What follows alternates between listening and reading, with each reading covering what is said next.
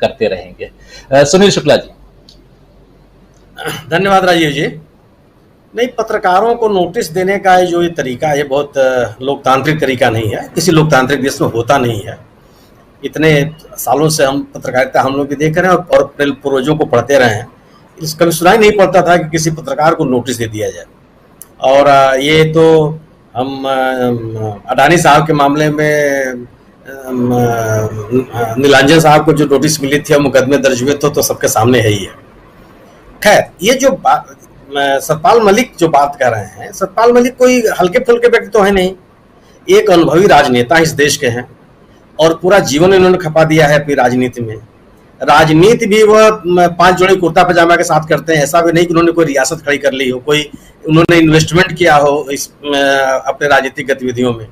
एक समाजवादी नेता माने जाते रहे हैं और अब लोगों के किस पद पे रहते हुए भी अगर आप याद कीजिए तो उन्होंने जब किसान आंदोलन चल रहा था उन्होंने सरकार को चिताने की कोशिश की और ये कहा कि किसानों के मुद्दे को लेकर के जो सरकार का रवैया है वह उचित नहीं है और इसका समाधान खोजा जाना चाहिए। तो सतपाल मलिक ने जो बात कह रहे हैं उसमें राजनीति तलाशने का कोई मतलब नहीं है, लेकिन इसका राजनीतिक असर जरूर है और एक उनकी बात को आप यूं ही अनदेखा नहीं कर सकते। वो विभिन्न गंभीर जिम्मेदारी के पदों पर रहे हैं, भारत संविधान की शपथ लेकर के पदों पर रहे हैं और लगातार बड़ी गंभीरता से अपनी बात करते हैं और उन्होंने कोई भी बात कहने में भी उन्होंने कोई हल्का फुल्का तरीका नहीं अख्तियार किया कि अपनी तरफ से कोई उन्होंने बात नहीं कही है। उनसे सवाल पूछे गए, उन सवालों का उन्होंने जवाब दिया है, चाहे टंडन साहब को जवाब दिया हो चाहे थापर साहब को जवाब दिया हो, और बड़ी बिना किसी एक बट के, बिना किसी रिजर्वेशन के और उसके, तो उनकी बात बहुत गंभीर है और निश्चित रूप से जो उन्होंने बात कही उसका राजनीतिक मामला जरूर देखा जाना चाहिए कि आखिर इस घटना के प्रति केंद्र सरकार का यह रवैया क्यों था और सरकार इस पर क्यों चुप रही। अगर राष्ट्रीय सुरक्षा का मामला निश्चित रूप से गंभीर है और राष्ट्रीय सुरक्षा के मामले में प्रधानमंत्री और राष्ट्रीय सुरक्षा सलाहकार का बयान के ऊपर किसी भी देशवासी को विश्वास न करने की कोई वजह नहीं है, लेकिन ऐसे क्रम में अगर सतपाल मलिक जैसे गंभीर व्यक्ति का कोई बयान आता है तो आप उसको भी नजरअंदाज नहीं कर सकते। और अब तक के मैंने कई दिन बीत गए टंडन साहब के साक्षात्कार के प्रसारण के और 48 घंटे से ज्यादा समय हो गया करण थापर के इंटरव्यू के भी, लेकिन अभी तक कोई सरकार की तरफ से जवाब नहीं आया कि गलत कर रहे हैं, सही कर रहे हैं, या जो सरकार ने कहा था उसकी जो व्याख्या कर रहे हैं वो गलत है, उसको सही परिप्रेक्ष्य में देखा जाना चाहिए। कोई बात नहीं कही गई और निश्चित रूप से संदेह वहां जाएगा कि जिन लोगों को इस घटना का राजनीतिक लाभ मिला, और अगर यह बिल्कुल सही है कि 2019 में सरकार के आने का कोई मतलब नहीं था और इसलिए भी कि 2019 ये बात और राजनीति तथ्यात्मक रूप से प्रमाणित होती है कि 2019 के चुनाव में जिन राज्यों में भारतीय जनता पार्टी या एनडीए को जबरदस्त समर्थन मिला लोकसभा के चुनाव में, उस चुनाव के बाद जब वहां राज्य विधानसभा के चुनाव हुए तो वहां भारतीय जनता पार्टी हार गई।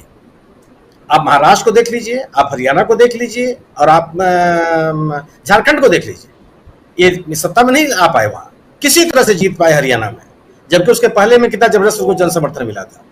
तो यह बात राजनीतिक रूप से भी साबित होती है कि अगर ये कहा जा रहा था कि 2019 में एनडीए सरकार के खिलाफ एंटी इनकम्बेंसी है, लोगों में एक राजनीतिक माहौल है, वह बाद में हुए उसके विधानसभा चुनाव में यह बात सामने आई और उसके बाद जो विधानसभा के चुनाव और राज्यों में हुए वो भी आपके सामने, ये 3 राज्य तो तुरंत लोकसभा के चुनाव के बाद हुए थे।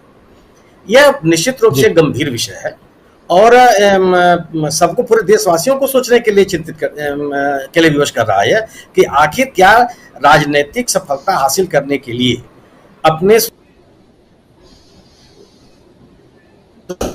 लोग इस सीमा तक लोग चले जा रहे हैं, वो कर रहे हैं। ये पूरा का पूरा देश उद्वेलित है और ये बात जितनी दूर तक जाएगी इसका निष्कर्ष निकाला जाएगा और इसके राजनीतिक मायने निकाले जाएंगे क्या। और निश्चित रूप से यह इसको गलत, मलिक साहब की बात को राजनीति प्रेरित, गलत, तथ्यों से अलग, गलत तरीके से रखने, जितने भी तक बातें हो सकती हैं, इसकी सफाई देने की जिम्मेदारी सरकार की है, उन लोगों की है जिनको इस घटना के बाद से उसका राजनीतिक लाभ मिला। जी जी जी, बिल्कुल बिल्कुल आए हुए थे और बड़े सक्रिय थे। मैं उन्हीं दिनों से इनका बहुत सम्मान करता हूं। एक नेता के रूप में उनको एक कमिटेड व्यक्ति मानता हूं मैं, और ऐसा व्यक्ति मैं मानता हूं जो कि सांप्रदायिकता को लेकर कभी कोई समझौता नहीं कर सकता। राष्ट्रहित उनके लिए बहुत महत्वपूर्ण है और अपने विचारधारा को लेकर के भी उनके मन में एक बहुत बड़ी आस्था है। बहुत बहुत मेहनत करते हुए मैंने उस चुनाव में देखा था। गर्मी का दिन था और विश्वनाथ प्रताप जी कांग्रेस छोड़ करके जनमोर्चा के उम्मीदवार के रूप में इलाहाबाद में लड़ रहे थे और पूरी की पूरी भारत सरकार उनके खिलाफ थी, पूरी की पूरी उत्तर प्रदेश सरकार उनके खिलाफ थी। उसमें भी ये सीमित संसाधनों के साथ लुटने लगे हुए थे। उसी दौरान मैंने इनके साथ समय बिताया था प्रचार अभियान के दौरान, और बात ही मैंने की थी। मैं एक अखबार में काम करता था उस समय।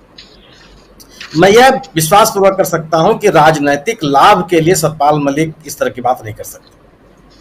और सतपाल मलिक का प्रशांत जी के इंटरव्यू के पहले भी एक आध इंटरव्यू आए हैं, लेकिन वो सब के सब केवल उनकी सुरक्षा तक सीमित रहे। जब उनका एक वक्तव्य आया था कि इनकी सुरक्षा वापस ले ली गई है, पर्याप्त सुरक्षा उनके पास नहीं है, तो कुछ मीडिया के लोग उनका इंटरव्यू लेने गए थे। उनका आया था जिसमें केवल और केवल सुरक्षा की बात होती है, बाकी बात मैंने कभी सुनी नहीं। लंबा इंटरव्यू प्रशांत जी का ही आया जिसमें कई पक्ष हैं, और उन्होंने केवल पुलवामा की बात नहीं कही, उन्होंने उस भ्रष्टाचार की बात कही, राष्ट्रीय स्वयंसेवक संघ के एक बड़े व्यक्ति का नाम तक लिया और रुपयों तक का नाम लिया, कितने रुपए उनको देने का प्रस्ताव किया गया था। और इस रुपए की बात उन्होंने पद पे रहते हुए कही थी कि मुझे पैसा देने के लिए, कुछ फाइल क्लियर करने के लिए पैसे का प्रस्ताव किया गया था, जिसको मैंने इनकार कर दिया।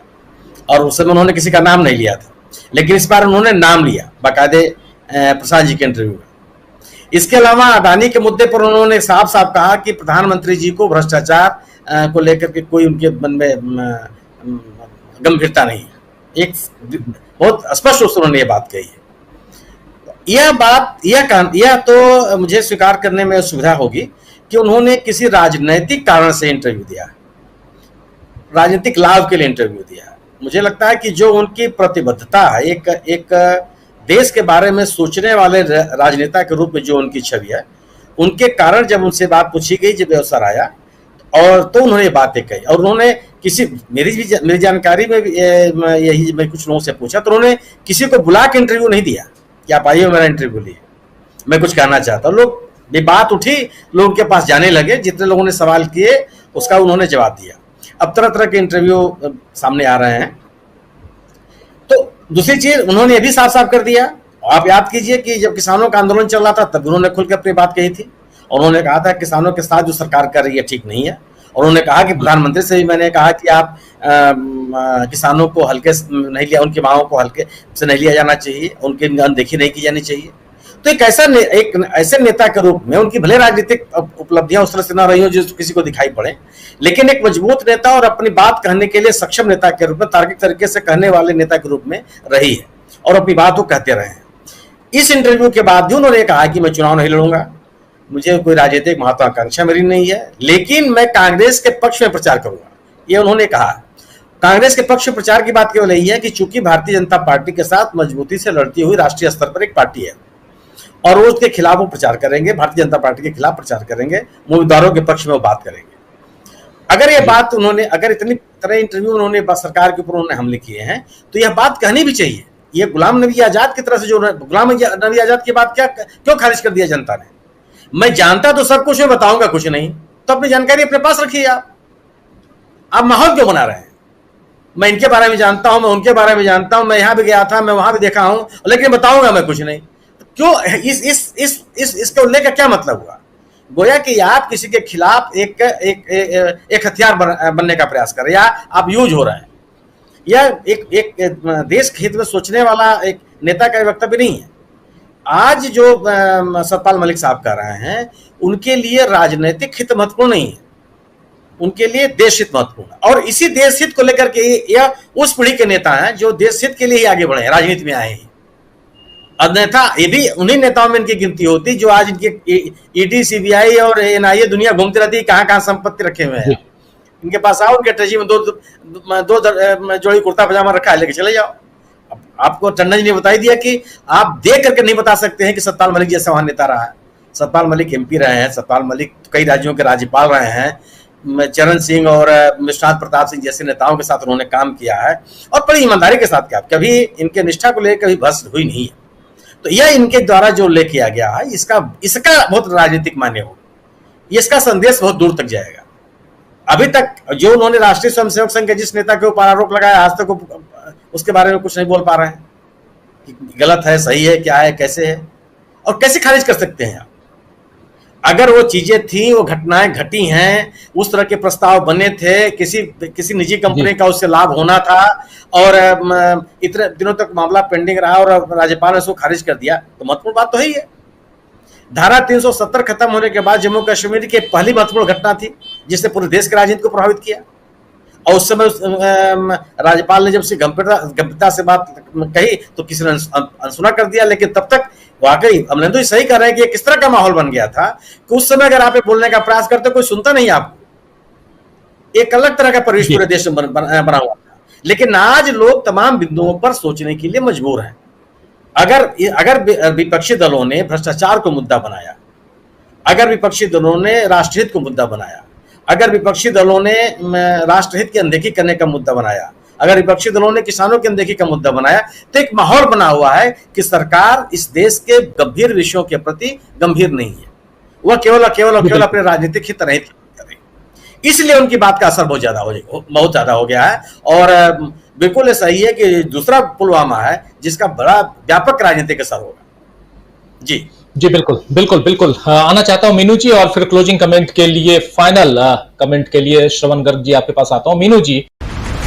बिछ गई सियासी विसार, खेला जा रहा है सियासी खेल, जारी है वार पलटवार, शह और मात के खेल में बनाई जा रही है रणनीति। कौन पड़ेगा किस पर भारी, ये कभी भी सिर्फ हस्तक्षेप.com पर अमलेंदु